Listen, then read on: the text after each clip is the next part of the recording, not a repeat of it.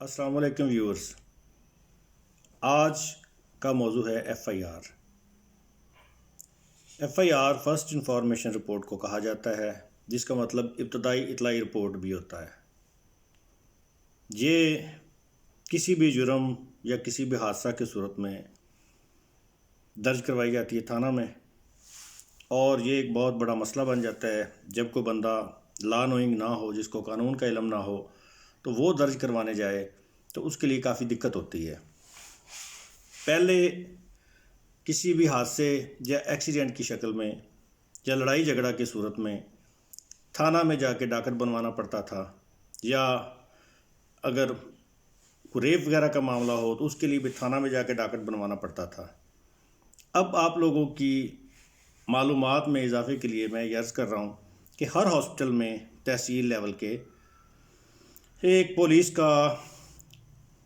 باقاعدہ ایک سیل بنا ہے، جہاں پہ وہ آپ کو ایسی کسی بھی صورت میں ڈاکٹ بنا کر دیں گے۔ آپ ڈائریکٹلی ہاسپٹل پہنچیں، وہاں پہ ایک لیڈی کانسٹیبل یا اس سے ابو رینک کی بیٹھی ہوگی خاتون، وہ اور ساتھ پولیس ملازم بھی ہوں گے، وہ آپ کو ڈاکٹ بنا کر دیں گے۔ اس کے مطابق آپ کا میڈیکل ہو جائے گا، یا اگر وہ سہولت اویلیبل آپ نہیں کرتے تو فی الفور بذریعہ عدالت بھی جا کر عدالت سے، جوڈیشل مجسٹریٹ سے بھی ایک اپلیکیشن مار کروا کے میڈیکل کی اجازت لی جا سکتی ہے، جس کے مطابق میڈیکل ہو جاتا ہے فوری طور پہ۔ اب میڈیکل ہونے کے بعد اگلا مرحلہ آ جاتا ہے ایف آئی آر کا۔ اب بات ہم کر رہے ہیں لڑائی جھگڑے والی ایف آئی آر کی یا ریپ والے معاملات کی۔ لڑائی جھگڑے میں جب بھی آپ نے کوئی ایف آئی آر درج کروانی ہے تو آپ نے اس وقوع کی بابت اس اپلیکیشن میں، جو آپ نے میڈیکل کروانے کے بعد تھانہ میں دینی ہے، آپ نے مکمل ڈیٹیل لکھنی ہے کہ اس دن اس ڈیٹ کو اتنے بجے فلاں فلاں آئے اور فلاں فلاں نے مجھے یہ ضرب لگائی، میرے سر پہ لگائی، پیٹ پہ لگائی، جسم پہ لگائی، جو بھی اس وقوع کی بابت ہو۔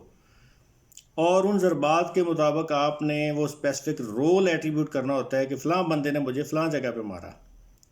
یہ نہیں لکھا جاتا، یہ نہیں لکھنا چاہیے کہ مجھے ڈنڈا لگا اور میں بے ہوش ہو گیا یا بے ہوش ہو گئی۔ اگر آپ بے ہوش ہو گئے تو آپ نے پھر وقوع نہیں دیکھا، پھر وہ آپ کی ایویڈنس نہیں کام آئے گی۔ اس کے بعد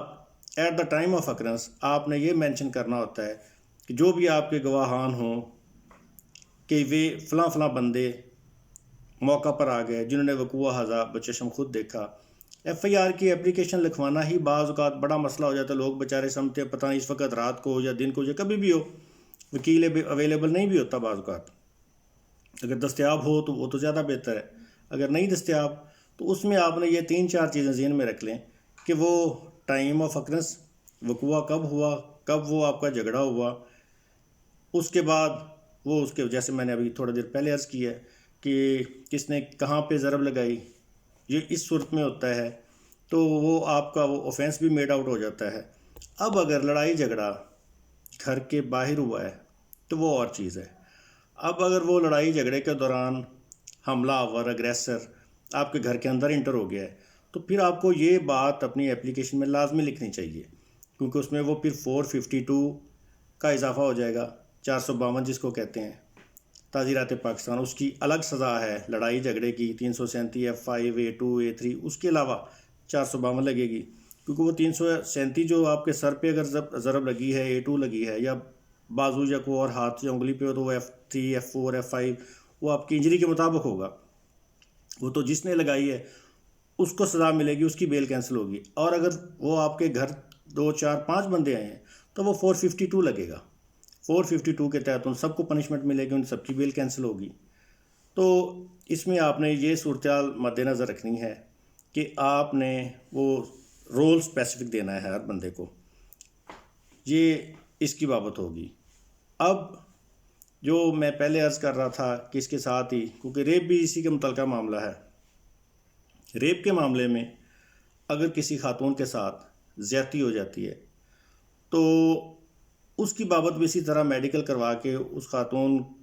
وہ خود مدعی بنے یا اس کی طرف سے کوئی بندہ اس کا مدعی بنے یا اس کا کوئی ریلیٹیو بنے، تو اس نے بھی وہ ساری ڈیٹیل مینشن کرنی ہے کہ فلاں ٹائم پہ فلاں وقت پہ فلاں بندے نے آ کے اس کی مرضی کے خلاف اس کے ساتھ یہ زیادتی کی، یا زیادتی کی اگر کوشش ہے، attempt of two commission of زنا بالجبر کی کوشش کی گئی، تو پھر اس کی بابت لکھنا ہے کہ اس نے کوشش کی، اس کا علیحدہ آفینس ہے، اس کی بابت وہ سسٹم ہو جائے گا، اور اس کی بابت موقع پہ جو گواہان لکھنے ہوتے ہیں وہ لکھنے ہوتے ہیں کہ جی فلاں فلاں گواہ اوپر سے انہوں نے بچایا، ملزم بھاگ گیا۔ تو یہ کوئی اتنا مشکل معاملات نہیں ہوتے جن کی بابت آپ لوگ پریشان ہوتے ہیں کہ جی کیسے کرنا ہے۔ ہر پڑھا لکھا بندہ ٹھیک ہے وکیل نہیں ہوتا، پڑھے لکھے لوگ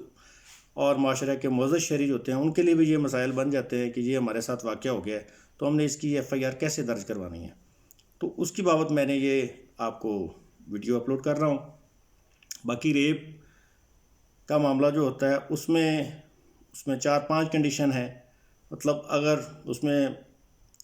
زبردستی والا معاملہ ہو وہ بھی ہو جاتا ہے، اور اگر زبردستی نہ بھی ہو، کسی خاتون کی رضامندی اس کو جان سے مارنے کی دھمکی دے کر حاصل کی گئی ہو تو وہ بھی ریپ ہے، یا اس کو اس شک میں رکھ کے اس کے ساتھ یہ سسٹم یہ ملاپ یا اس کے ساتھ کی گئی ہو، یہ کہ وہ خاتون سمجھے کہ یہ میرا خامند ہے جبکہ حقیقت میں وہ خامند نہ ہو، تو وہ بھی ریپ ہی گنا جاتا ہے۔ اب اگر ریپ کرنے والے 2 سے زیادہ ہیں، 2 یا 2 سے زائد ہیں، تو اس کی پنشمنٹ جو پھر ہے وہ سزائے موت ہے، وہ اس کا ایک اپنا سسٹم ہے۔ تو رضامندی بھی اگر کسی بلیک میلنگ کے تحت حاصل کی گئی ہو تو اس میں بھی باقاعدہ سزا ہوتی ہے۔ اس کے بعد وہ خاتون کا میجسٹریٹ کی کورٹ میں FIR ہونے کے بعد 164 کی سٹیٹمنٹ ہوگی۔ اگر اس نے وہ کہہ دیا کہ جی یہ واقعی میں میرے گنہگار ہیں، میرے ملزمان ہیں، انہوں نے میرے ساتھ زیادتی کی ہے، تو وہ سزا پائیں گے۔ اگر وہ خود ہی کہہ دے کہ جی ٹھیک ہے اس نے میرے ساتھ کوئی معاملہ نہیں کیا، تو پھر وہ اس کی بابت علیحدہ صورتحال بن جاتی ہے۔ تو یہ چند گزارشات تھیں جو میں نے آپ کو عرض کرنی تھیں۔ تو اس سلسلے میں میں نے اپنا جو کوشش کی کہ آپ لوگوں کی خدمت کر سکوں وہ میں نے کر دی ہے۔ اللہ حافظ۔